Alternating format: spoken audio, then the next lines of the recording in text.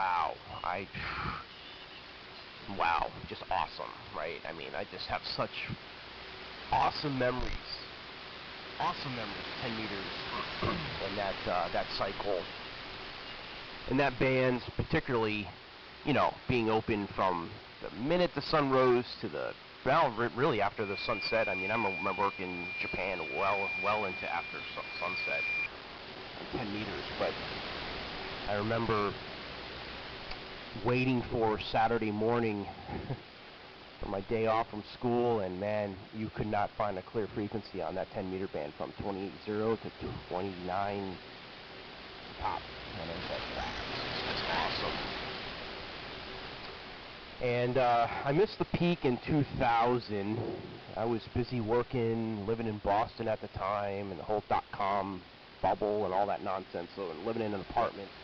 So I missed that whole peak there, but the other peaks before and after, meh, you know. I think this peak's better than the last one. The last one was just horrible. I think maybe 10 meters open for maybe a week or two. That was about it. But yeah, I mean, you're right. It's definitely not like that, and but it is better. And yeah, I know G3YPZ. Talk to John quite often. We've had some really great conversations. A bunch of other guys across the pond that are just fantastic. And I actually worked John here on 40 meter AM too, maybe a month or two ago. We tried for a 40 meter Q and made it one evening, so that was kind of fun. And I spent some time on 15, which is a little tougher, but you know, it's quite amazing that just calling CQ on 15, and it's funny, same sort of issue. I get a lot of guys call me back on sideband, and I tell them, call me, you know, flip the mode, and they're like, wow, I never worked AM before. This is great, you know. So there's a lot of that, and I got a lot of that on 10 and 15 meters, and that's pretty cool because hopefully they get bitten by the bug. And 20, man, I just strike out on 20, but I don't listen there enough, and I kind of get conflicting frequencies too. So you're telling me 330 on 20, so I'll have to try that out. I think I've heard like 325 or 320 or even 315, but I'll have to listen and maybe get some past that in the evening on 330, because I think 20 would be a fun band, especially in the evening, like you said. That would be cool, getting the West Coast guys. And let's see here. COVID, yeah, you know, yeah, totally with you. I mean, got all the vaccinations. Yeah, totally. You know, I have friends that didn't get vaxxed, and you know, are really lucky they're here from what they went through, and then, you know, they all say the same thing, man, I wish I got vaxxed. And of course, when I got vaxxed, then you just kind of get this cold, you know. It's really just a bad cold at this point. It's what it feels like. And you really don't know if you have it or not. It just feels like a bad head cold. And that is, my friends, the reason the vax works. So yeah. Yeah, so, and what else is going on here?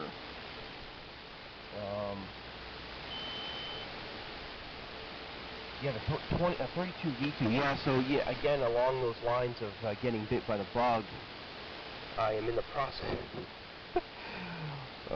My wife, a lot of credit. I'm in the process of acquiring a 30 V2, a 30 V2, and I don't know if you know Dave, K2IJY, but he's going to be helping me pull that thing together and get it all wired up for 40, 80, and 160. I'm really looking forward to that. So maybe by the end of the summer, I'll have that transmitter running. So I'm pretty pumped about that toy. And you know, it's funny you say this. You know, you're right. There's this sort of what's the word? Sort of like an underlying tone to the AM gang. there definitely is.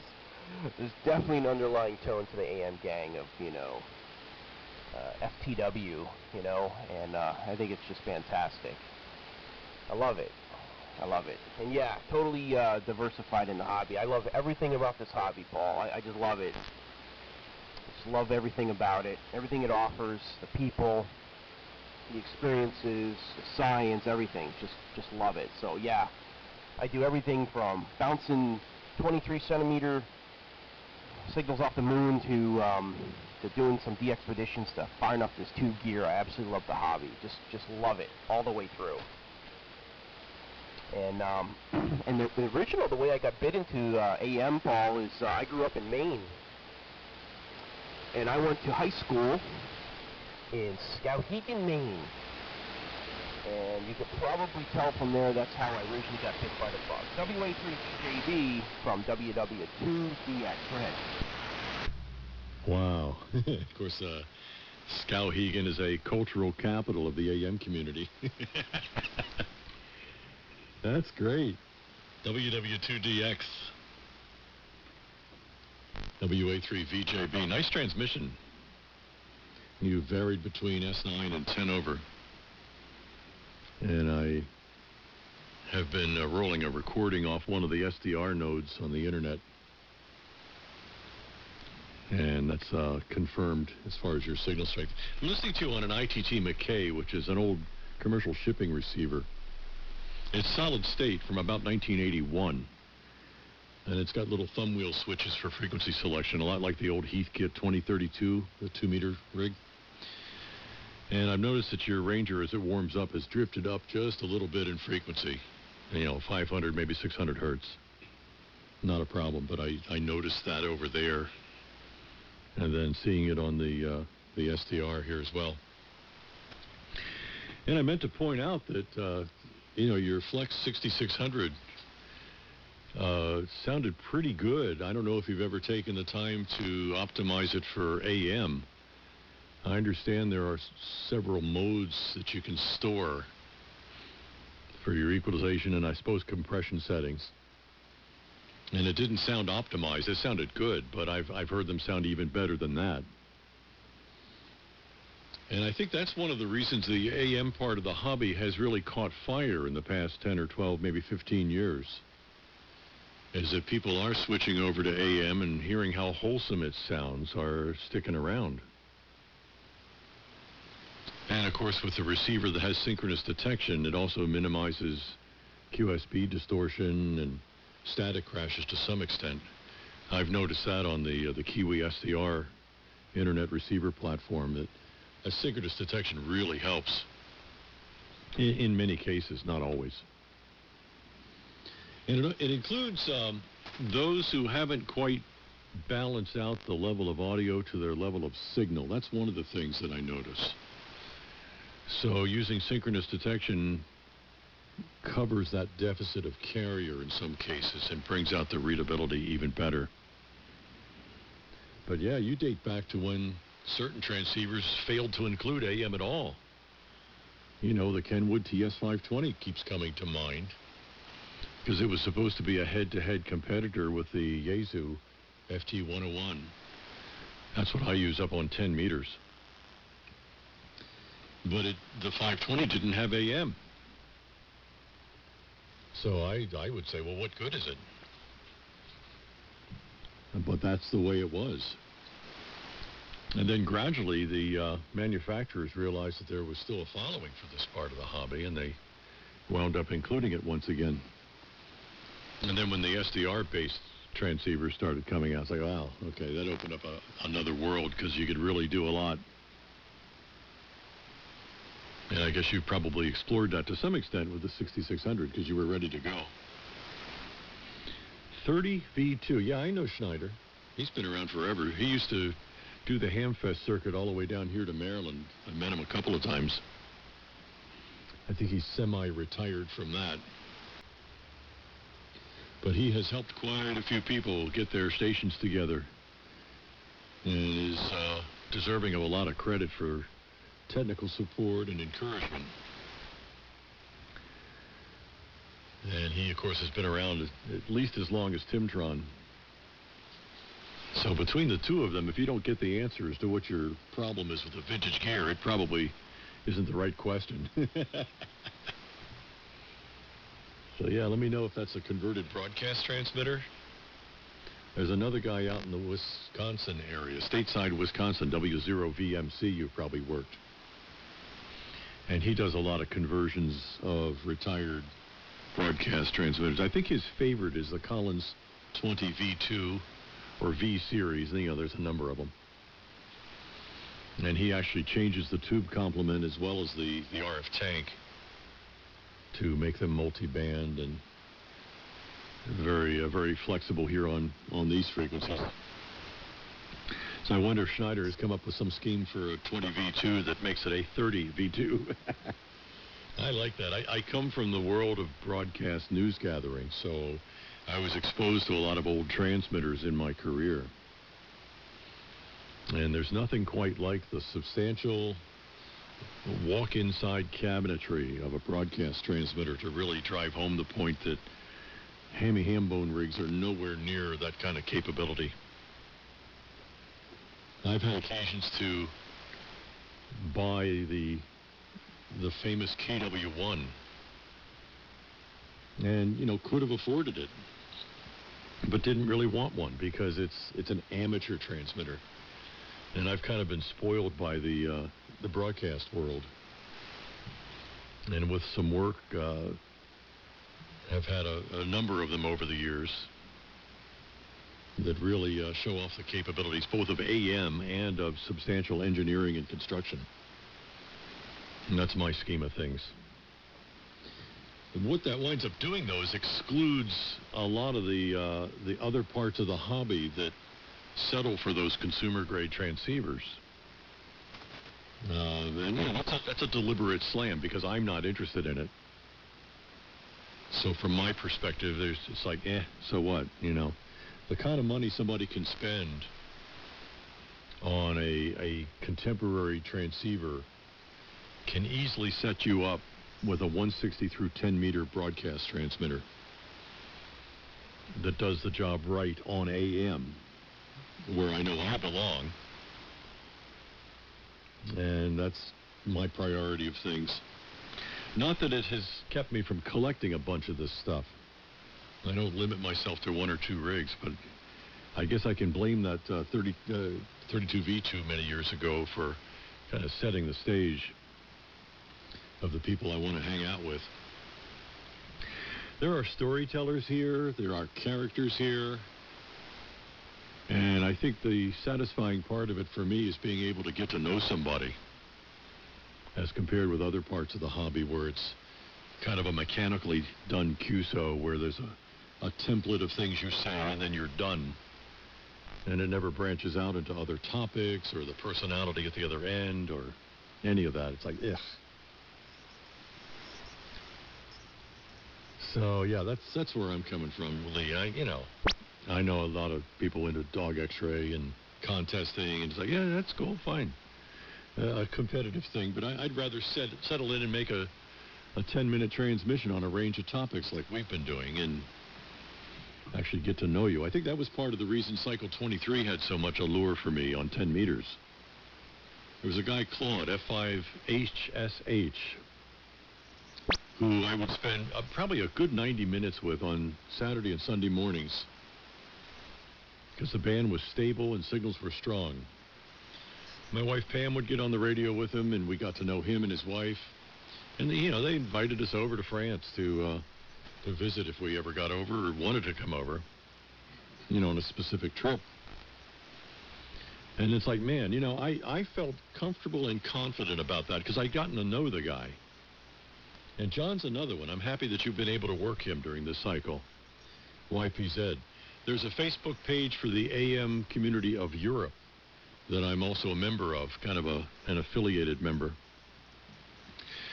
And they invited me in on a Facebook gathering during COVID to address the group. I told them about the AM scene here in the United States as I was familiar with it, and the approach that we took to never feeling defensive or apologetic for this part of what we do. And I could almost hear the kind of encouragement that was passed along, the enabling of somebody to not have to say, well, gee, yeah, I hope I'm not interfering with you, and yeah, I know I'm taking up X number of KC, a passband, and so on. It's like, so, you know, this is why the hobby has so many modes and is unchannelized, and how this part of the hobby is on a par with any other aspect of the hobby that you can name. No one has a greater or lesser claim to a spot on the dial. And I think that's what resonated with them, is like, oh, okay. They just needed somebody to tell them that. So that's it in a nutshell. Yesterday I put a riser on my mic boom to get it up off the operating desk here. I've got two positions primarily here. And this is in the outer room of the radio lodge, which is on the back of the property. I have a small RCA mixer that allows me to put up a second microphone when Pam comes out here and wants to get on the radio with me. But the mic boom arm was kind of low. So I got a riser, and I didn't want to drill into the desk to mount this thing, so I've clamped a small section of 2x4 that I screwed the base into, the riser base. And it seems to be working out well. It's got the right height. I'm not popping my P's. And I'm addressing the microphone in the proper fashion. So thank you for allowing me to test it out. You're the first QSO I've had on it since I put it up yesterday, and while my antennas were all grounded because of the storm. So I hope things thaw out for you up there in the Danbury, Connecticut area there, Lee. Gee. And kids have got a day off from school. Is that a deliberate day, or are they on spring break? WW2DX, WA3VJB. Back to you.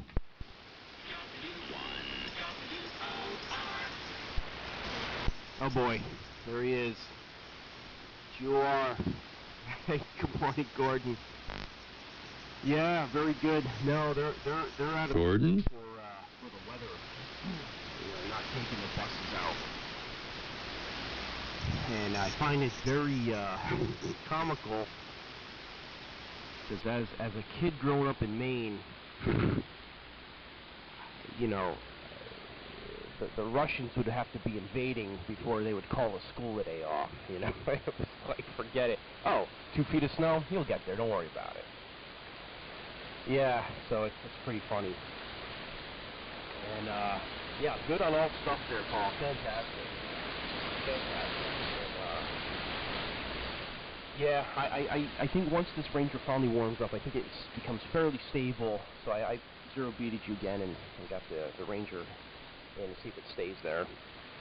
And yeah, Dave went through this Ranger too, from front to back, top to bottom, and he did a fantastic job. I get some great audio reports with it. Beautiful, very happy with it. And yeah, okay, on the Flex, yeah, I played around with that radio with John, as a matter of fact. And he helped me kind of tune that in a bit. I still have a lot more work to do on that Flex to get it really dialed in, but you're right. I've heard some Flexes on AM that were just sounding absolutely beautiful. I mean, I was surprised it sounded so good.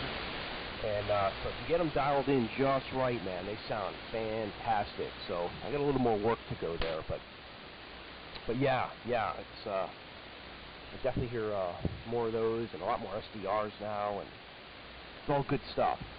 It's all great stuff. Yeah, I actually just saw KW1 for the first time a few weeks back.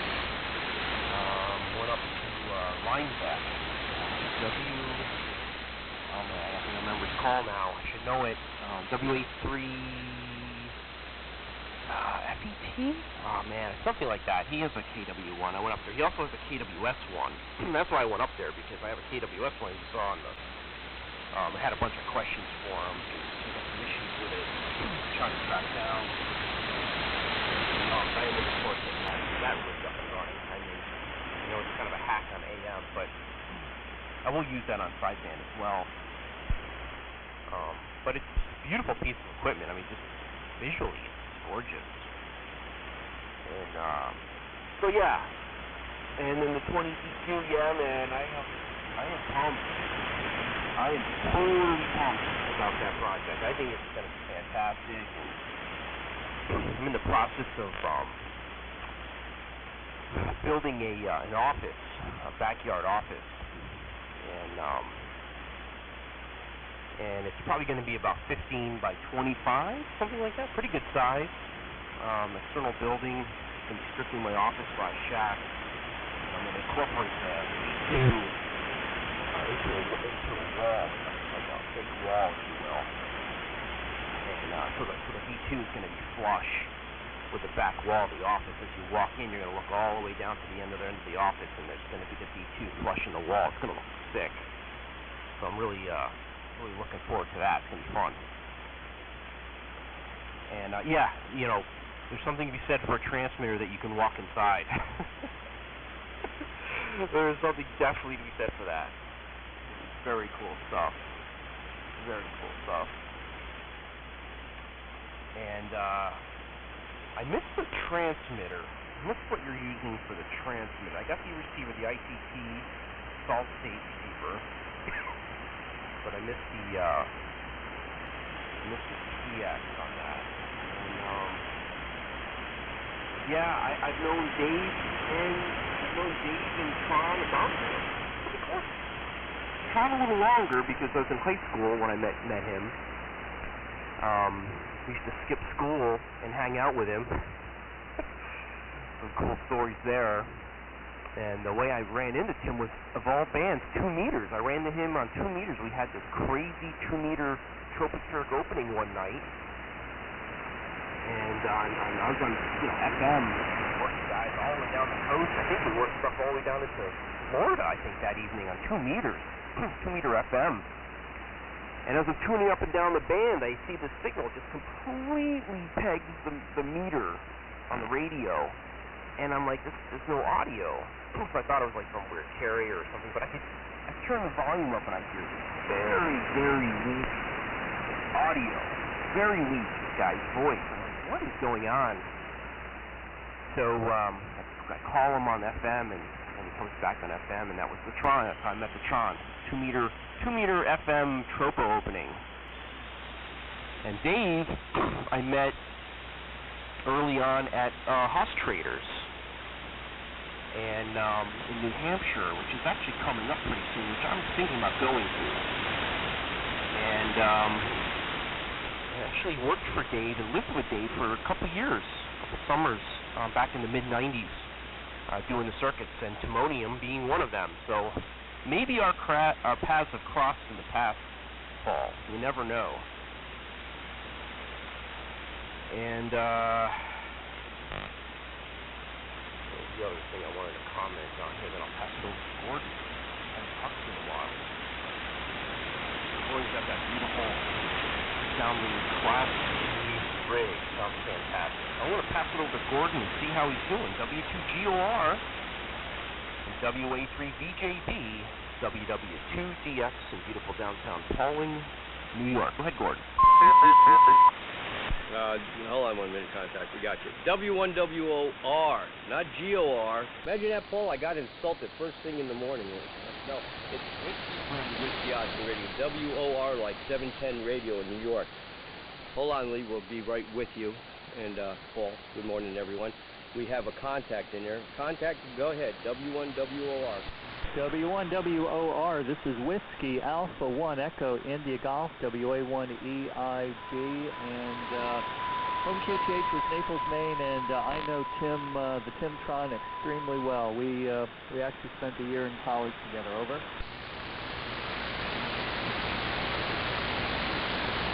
Pick it up, Lee. Oh, okay, yeah. Okay. W1WOR. Wow, I really botched that one. Sorry about that. Wow. Well, there you go. And WA1EIG, good morning. Good morning. Name is Lee. And, okay, I know in the Tron, yep, I grew up in Skowhegan. Actually, the first place I lived was Dresden, near Wiscasset. And then moved up into the middle of the state for my high school years, up in Skowtown. So, there you have it. I'll pass it over to W1WOR first, and then I think we can pass it over to IEG. W1WOR, sorry, sir. Good morning. Now I got your call correct. Lee here in New York. Go ahead. No problem, Lee. W1WOR. On the phone. Yeah, we know Pauling very well. Route 22 there, before they actually put the crossover to the field from the Pauling school there, when we went around and tried to run the kids over in the crosswalk there. So spent my entire life going up to our family farm above the Catskills there, above Kingston at 25 miles an hour. Albany there, and actually did a lot of delivering in Pauling, which is the industrial company down there in the side road there that we used to take down. So spent a lot of time. And what else? What's called there? Hawkeyes, Army surplus there. When Route 22 didn't have any street lights there, and you were able to breeze right up there. Very, very nice town there, and it's Route 22 diner and the whole spiel up there. But anyway. So yeah, so this is Rob, Whiskey 1, Whiskey Oscar Radio down in Greenwich, Connecticut, the last town in Connecticut there on the Westchester line, 15 air nautical miles in New York City, 5 miles south of Westchester Airport. And Lee, I'm better known as Alf. Well, it's Tony Alf, my former call sign was November 1 Alpha Lima Foxtrot, Alf from the television show. So I'm sorry I changed that, Paul. I'm getting a lot of flack still about that stuff. Down here on 23 watts on the KWL washer machine. And I see, Lee, you got the what's called there, the Gold Dust Twins. I have an opportunity to get some of them from a guy in Kingston there has them. I just don't have the room anymore. No, Paul, the K2IJY is not in line. We were waiting for some parts because the part's going to put his lung tail on there. Bruce about running these in tandem. And so I get some relay switches. Also, I need the audio distribution box here because the TRL system only takes one audio input. So, and then I got to move everything in the audio rack there down or up or eliminate something because the 6-foot rack is already full. So there's a lot of going on here. I'm not going to spend too much time. I got to take the grandchildren in. We had up over close to 40 to 50 some odd mile-an-hour winds, quite a few trees and stuff on houses, into houses, onto cars, on the road there. So we got over 21 roads down here in Greenwich.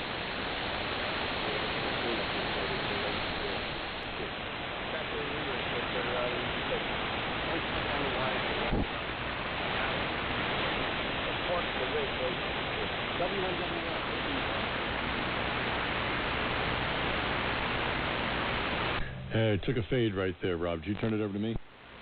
You got it. Sorry about that. This is my last transmission since I'm not that strong today, but I had to jump in there and take a look. So continue, and I'll be on the side because, like I said, I got to take the grandchildren in. Do you copy?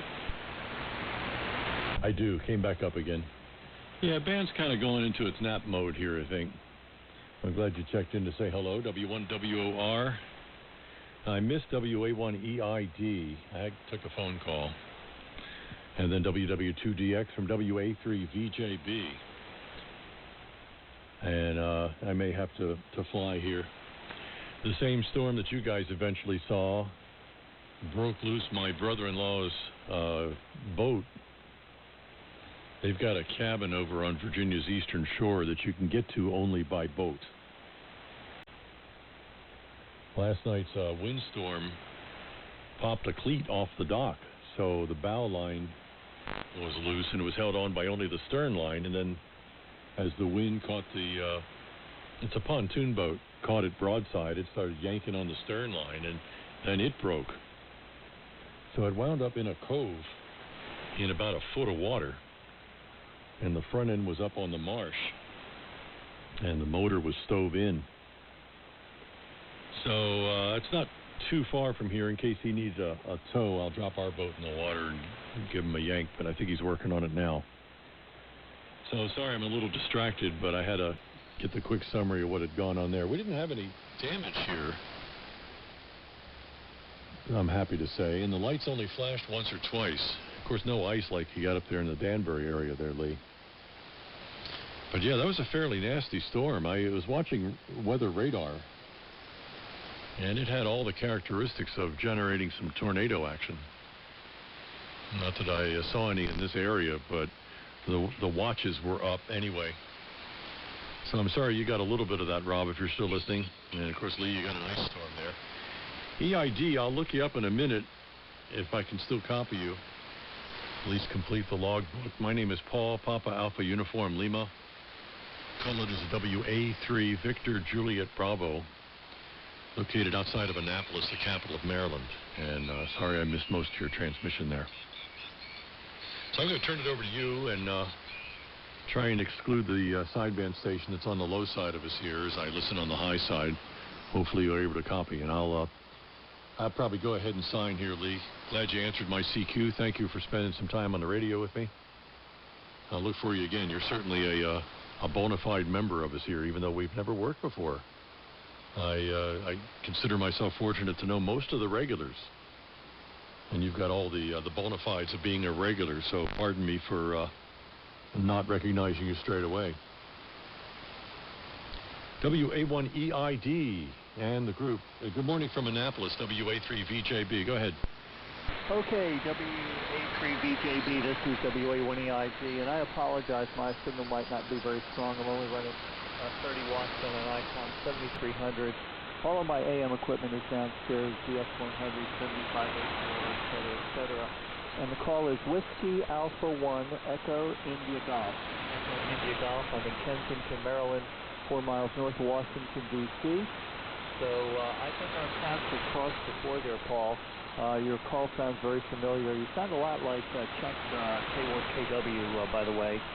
And yeah, I've known Tim for many, many, many years. I knew Tim back when he was bootlegging. So that's a long time ago. I'm not going to hold it here because I know my signal's not that great, and I hope you all have a great day. I'm going to turn it over to Lee, WW2DX. This is WA1EIG, and the name is Gary, by the way. Yeah, okay, Gary. Gotcha, Gary. Man, I watched 2 calls this morning. That's crazy. WA1EIG, Echo India Golf, and Whiskey 1 Whiskey Oscar Radio. Okay, got it. WA3 Victor, Japan Bravo, WW2DX. Yeah, good on all fronts. Good on all fronts. Good stuff. And okay, Alpha and okay, unknown calling. Yeah, that's great. Yes, I remember the days when you could drive from Mount Kisco to calling and not hit one traffic light, not one. And I think today there's probably 12 or 14 in between there. So yeah, times have definitely changed. And I'm looking out the window and it's snowing. So there you go. So be it. And good stuff. And Paul, yeah, absolute pleasure this morning. It's been a lot of fun. And yeah, you know, I've just been doing other things, you know, getting caught up in a lot of other aspects of the hobby and life. And I guess I got to give it back to 10 meter AM for getting me bit by the AM bug again and bringing me back in. So there you have it. And I'm sure you're going to hear me more often for sure. More often. I'm looking forward to it. So I got to do the same, gentlemen. I've got to jump out of here and start my work day. But I'll have 40 on. I usually keep 40 on throughout the day. And I try to jump on and make a few cues in between meetings. So hopefully I can do that today. And Paul, yeah, I was playing around 7280 yesterday, as a matter of fact. So yeah, there's some nice QSOs to be had during the day here on 40. Sounds really good during the day here. So gentlemen, enjoy the day. It's been a pleasure. And I'm looking forward to the next one. WA3VJB, W1WOR, and WA1 Echo India Germany from WW2DX in the Hudson Valley, saying 73, and we'll catch you later on. Take care. Okay, Lee, see you later. Everyone have a great day. WA1EIG out. Yeah, again, Lee, good talking to you, and Gary also, W1WOR here. 7-3 guys, and Paul will catch up with you. We'll keep you posted. You'll know when I'm on the K2IJY. Yeah, I was going to say, it's going to be easy to tell. You will announce yourself. Looking forward to it. WA3VJB out of here for now. Yeah, the guys on the AM carrier net are waiting for that big, N1VIV there, and everybody's, when's it getting back on? We want that big thing.